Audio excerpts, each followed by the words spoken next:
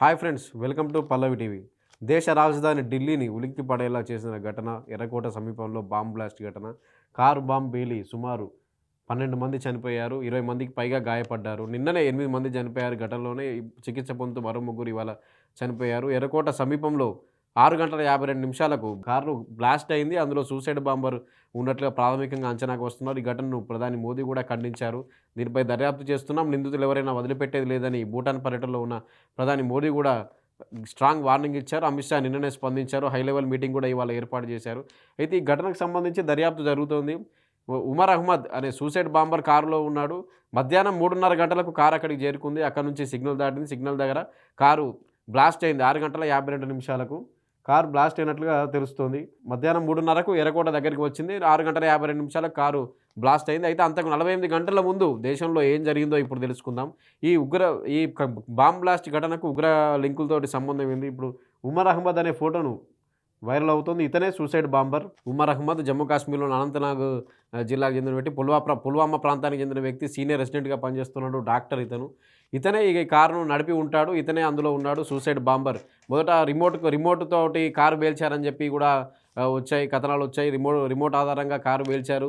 దాంతోటే bomb blast చేశారు. First car bomb blast అనగానే 6 గంటల 52 నిమిషాలకి ఇది ఉగ్ర కుట్ర అని ఎవరు భావించలేదు. తర్వాత మృతుల సంఖ్య కూడా 1-2 వచ్చిన తర్వాత ఒక్కసారిగా 8 మంది చనిపోయినట్లు తెలిసింది.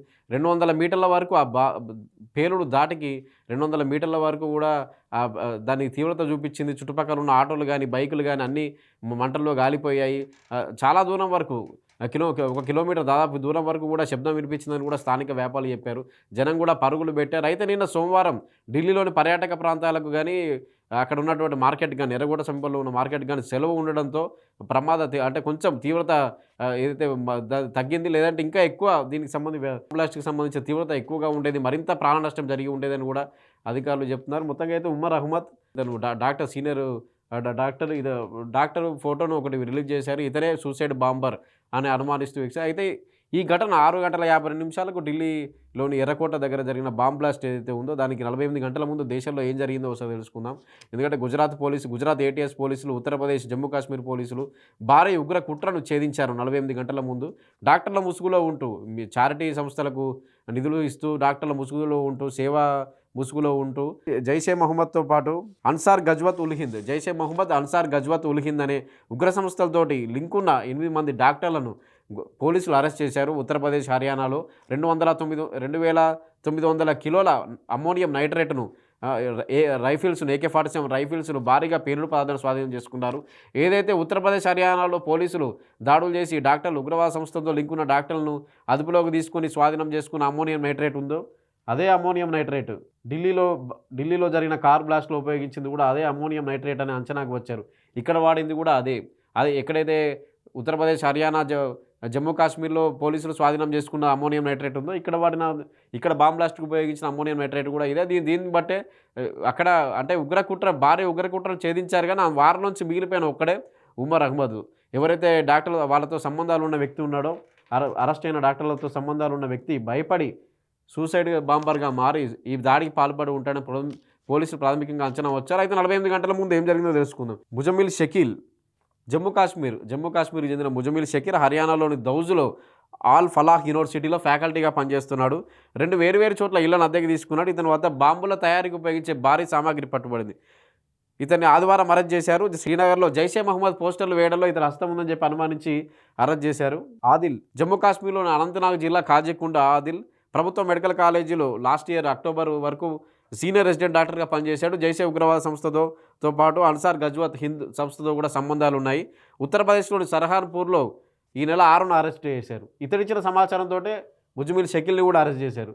హైదరాబాద్లో ఉంటున్నటువంటి డాక్టర్ సయ్యద్ మొహియుద్దీన్ ఇతని దగ్గర గుజరాత్ యాంటీ టెర్రరిస్ట్ స్క్వాడ్ పోలీసులు రాజేంద్ర నగర్లో ఇతను అదుపులోకి తీసుకున్నట్లు తెలుస్తుంది. ఇంట్లో సొంతంగా రెసిన్ అనే విష పదార్థం తయారు చేస్తున్నాడు. అంటే వీళ్ళంతా వైట్ కాలర్ టెర్రరిస్టులు మిషనరీ సంస్థలకు చారిటీ ఇస్తున్నట్లుగా నటిస్తూ, సేవ చేస్తున్నట్టుగా నటిస్తూ ఉన్నటువంటి వైట్ కాలర్ టెర్రరిస్టులు. వీళ్ళతోటి ఉమర్ అహ్మద్కి సంబంధాలు ఉన్నాయి.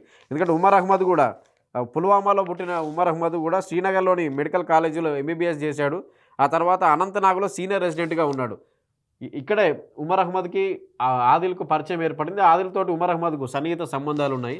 అయితే వీళ్ళంతా భారీ ఉగ్రకుట్ర దేశంలో భారీ ఉగ్రకుట్రకు ప్లాన్ చేశారు. దీన్ని 15 రోజుల ముందుగానే పసిగట్టిన జమ్మూ కాశ్మీర్ పోలీసులు, ఉత్తరప్రదేశ్, హర్యానా పోలీసులు చాలా చోట్ల దర్యాప్తు చేపట్టి సోదాలు నిర్వహించి ఉత్తరప్రదేశ్‌లోని ఫరీదాబాద్‌లో ఒకరిని, జమ్మూ కాశ్మీర్‌లో మరొకరిని, అదేవిధంగా రాజేంద్రనగర్‌లో గుజరాత్ యాంటీ స్క్వాడ్ టెర్రరిస్ట్ పోలీసులు రాజేంద్రనగర్‌లో సయ్యద్ మొహియుద్దీన్‌ని, అదేవిధంగా ఉత్తరప్రదేశ్‌లో ఒకరిని, ఫరీదాబాద్‌లో ఒకరిని, జమ్మూ కాశ్మీర్‌లో ఇలా నలుగురిని, అదేవిధంగా మహిళా డాక్టర్‌ని కూడా మొత్తం 8 మంది వైట్ కలర్ ముసుగులో ఉన్న డాక్టర్లను, జైషే మహమ్మద్‌తో పాటు మరో ఉగ్రవాద సంస్థకు లింక్ ఉన్నటువంటి డాక్టర్లను, మద్దతు తెలిపిన డాక్టర్లను వీళ్ళందరిని అరెస్ట్ చేశారు. వీళ్ళలో ఆదిల్‌తోటి ఉమర్ అహ్మద్‌కు దగ్గర సంబంధం ఉన్నట్టు తెలుస్తుంది. ఎందుకంటే ఈ ఢిల్లీ బాంబు బ్లాస్ట్‌లో వాడిన కార్ ఏదైతే ఉందో అది పుల్వామాకు చెందిన తారిక్ అనే వ్యక్తి నుంచి తీసుకున్నారు. ఆ తారిక్‌ని కూడా ఇప్పుడు పోలీసులు అదుపులోకి తీసి ప్రశ్నిస్తున్నారు. ఎంతోమంది చేతుల మార ఆ కారు తారిక్ అనే వ్యక్తి చేతిలోకి వచ్చింది. అక్కడి నుంచి ఉమర్ అహ్మద్ చేతిలోకి వచ్చింది. అయితే ఉమర్ అహ్మద్‌కు ఆదిల్‌కు దగ్గరి సంబంధాలున్నాయి. అంటే తీవ్రవాద భావజాలానికి ఆకర్షితుడయ్యాడు ఉమర్ అహ్మద్. వీళ్ళంతా ఉన్నత చదువులు చదువుకునే స్టూడెంట్స్‌ని గాని, ఈ డాక్టర్ల ముసుగులో ఉండి వాళ్ళందరినీ తీవ్రవాదం వైపు మళ్లించడం, ఆకర్షించేలా చేయడం ఇలాంటి పనులు చేస్తున్నారు. వీళ్ళందరూ అరెస్ట్ 48 గంటల్లో ఆదివారం, సోమవారం ఏదైతే పోలీసులు చేపట్టారో ఆపరేషన్ 8 మంది డాక్టర్లను అరెస్ట్ చేశారు. వాళ్ళు కీలకంగా ఉన్న డాక్టర్లు వీళ్ళే. ఆదిల్ గాని, ముజ్మిల్ షకీల్ గాని, సయ్యద్ మొహియుద్దీన్ గాని వీళ్ళందరినీ అదుపులోకి తీసుకున్నారు. ఉమర్ అహ్మద్ ఒక్కడే తప్పించుకున్నాడు. అయితే ఉమర్ అహ్మద్ తన వాళ్ళంతా దొరికిపోవడంతో భయపడిపోయి సూసైడ్ బాంబర్‌గా మారి ఢిల్లీలోని ఎర్రకోట వద్ద బాంబ్ బ్లాస్ట్‌కి పాల్పడినట్లుగా అనుమానాలు వస్తున్నాయి. ఆ కోణంలోనే దర్యాప్తు చేస్తున్నారు. ఎందుకంటే 3:30 గంటల వరకు కారు అక్కడే ఉంది. 6 గంటల 52 నిమిషాలకు బాంబ్ బ్లాస్ట్‌కి గురైంది. సుమారు 200 మీటర్ల వరకు దాని ప్రభావం చూపించింది. పేలుడు ధాటికి చుట్టుపక్కల ఉన్న వాహనాలు కూడా మంటల్లో అంటుకొని కాలిపోయాయి. 12 మంది చనిపోయారు. 2008 తర్వాత దాదాపు 15 ఏళ్ల తర్వాత ఢిల్లీలో ఇది ఘోరమైన బాంబ్ బ్లాస్ట్ ఘటన. ఎందుకంటే అప్పుడు వరుస పేలుళ్లు జరిగి యూపీఏ హయాంలో 26 మంది చనిపోయారు. ఆ తర్వాత 15 ఏళ్ల తర్వాత ఎర్రకోట దగ్గర అంటే ఢిల్లీలో జరిగిన మరో బాంబ్ బ్లాస్ట్ ఇది. 15 ఏళ్ల వరకు ప్రశాంతంగా ఉన్న దేశ రాజధానిలో ఒక్కసారిగా బాంబ్ బ్లాస్ట్‌తో ఉలిక్కిపడింది. ఓవరాల్‌గా అయితే ఇది అంటే ఈ దాడికి పాల్పడ్డాడు ఉమర్ అహ్మదే ఇదంతా చేశాడు. తన వాళ్ళు దొరికిపోయారు అని చెప్పి ఇక తాను తప్పించుకోవాలని అనుకున్నాడో మరేమనుకున్నాడో గాని ఉమర్ అహ్మద్ అయితే సూసైడ్ బాంబర్‌గా మారి అయితే ఆ కారులో ఉమర్ అహ్మద్ ఉన్నాడా? లేకపోతే రిమోట్ సెన్సార్‌తో పేల్చాడు ఉమర్ అహ్మద్. చనిపోయిన వ్యక్తి కారులో అయితే ఉన్నాడు ఒక వ్యక్తి అని చెప్పి కూడా తెలుస్తుంది కాబట్టి అది ఉమర్ అహ్మదేనా? లేకపోతే వెనక సీట్‌లో కూడా ఇంకొకరు ఉన్నారని చెప్తున్నారు కాబట్టి ఎవరు చనిపోయింది ఉమర్ అహ్మదేనా? లేదంటే తప్పించుకొని రిమోట్ సెన్సార్‌తో దాన్ని బ్లాస్ట్ చేశాడా? ఎలా అనేది కూడా తేలాల్సి ఉంది. దర్యాప్తులో తేలాల్సి ఉంది. మొత్తంగా అయితే ఢిల్లీలో జరిగిన కారు బ్లాస్ట్ ఘటన ఉగ్ర లింకులు ఉన్నాయి. దాంతోటి ఉగ్ర లింకులు బయటపడ్డాయి. ఈ దేశంలో జరిగిన 48 గంటల్లో జరిగిన ఈ ఈ అరెస్టులు ఏవైతే ఉన్నాయో వీటి తర్వాత 6 గంటల 52 నిమిషాలకు ఢిల్లీలో ఇది జరిగిందంటే దాని ముందు జరిగిన కూడా ఇలాంటి ఘటనలే. అంటే భారీ ఉగ్ర కుట్రకి ఏదో ప్లాన్ చేశారు. దాన్ని పోలీసులు ఛేదించారు. చివరగా మిగిలిపోయిన ఉమర్ అహ్మద్ ఇలాంటి దారుణమైన దాడికి పాల్పడ్డాడు. దీనిపై ప్రధాని మోదీ కూడా సీరియస్ అయ్యారు. ఈ ఘటనపై నిందితులు ఎవరైనా కానీ పూర్తిస్థాయి దర్యాప్తు చేపట్టి ఎవరిని వదిలే ప్రసక్తే లేదని కూడా చెప్పారు. ఎవరైతే మృతుల కుటుంబాలు ఉన్నారో వాళ్ళకి సంతాపం తెలిపారు. Amit Shah high level meeting పెట్టారు. అంటే అన్ని కోణాల్లోనూ దర్యాప్తు చేయాలి.